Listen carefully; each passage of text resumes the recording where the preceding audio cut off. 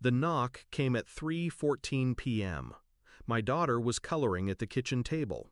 I was rinsing a mug when she froze, crayon mid-stroke. Another knock, more urgent, followed by a voice I knew too well. "It's Mommy, dear, let me in." I turned toward the door, and that's when my daughter grabbed my arm, tight. Her eyes were wide, not scared, certain.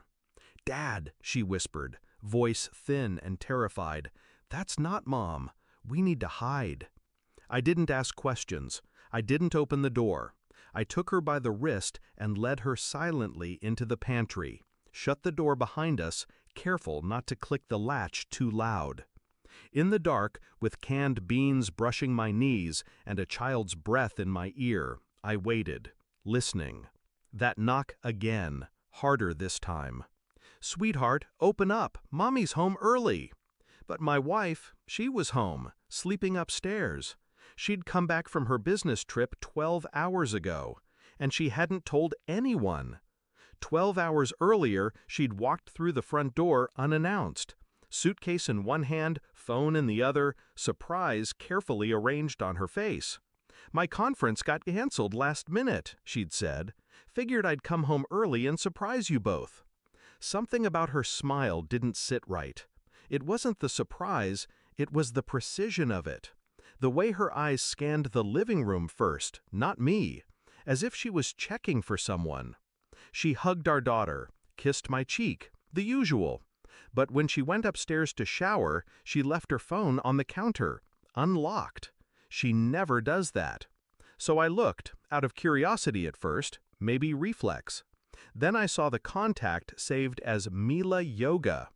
There were no yoga classes in the texts, just room numbers, flight confirmations, digital keys. One thread, one name, repeated again and again. "Can't wait to be alone with you." I didn't confront her. I didn't mention the messages, the hotel receipts, the photos. Instead, I waited, watched, calculated. That night, she cooked dinner like nothing had shifted. Our daughter laughed. She poured wine, touched my hand.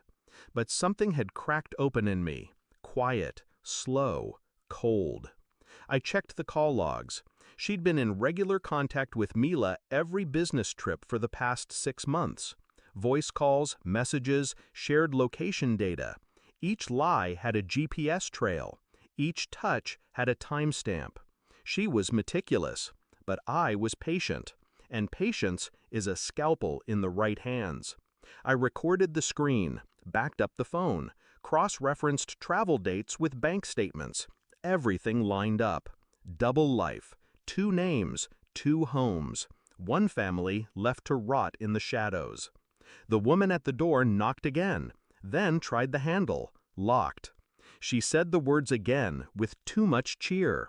"It's Mommy, dear, I brought you something." My daughter trembled beside me, clutching the hem of my shirt. Her eyes never left the pantry slats. I pulled out my phone, checked the upstairs security camera. My wife, my actual wife, was still in bed, asleep, face buried in the pillow. I switched to the front porch feed.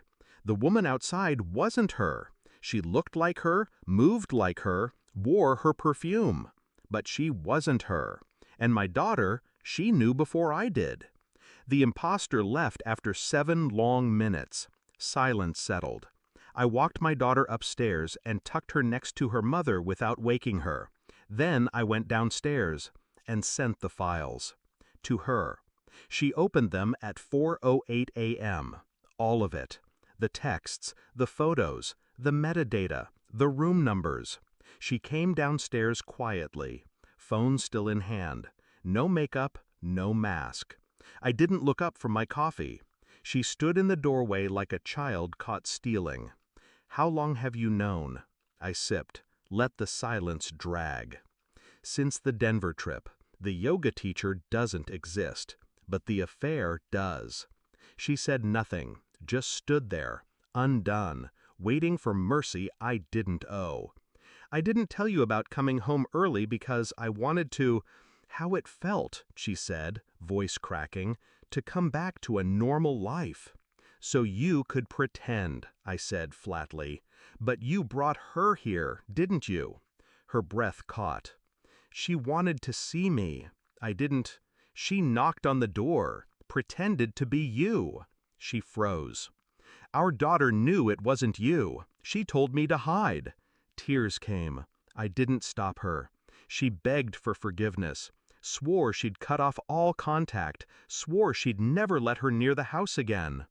But I'd already spoken to a lawyer, already sent the footage, already changed the locks. When she finally realized I wasn't fighting back, she broke. "You're really doing this?" I looked at her then, really looked. "You invited a stranger into our child's life for convenience." She started to say something, but I turned away. The conversation was over. So was the marriage. She thought the knock was the beginning. It was the end.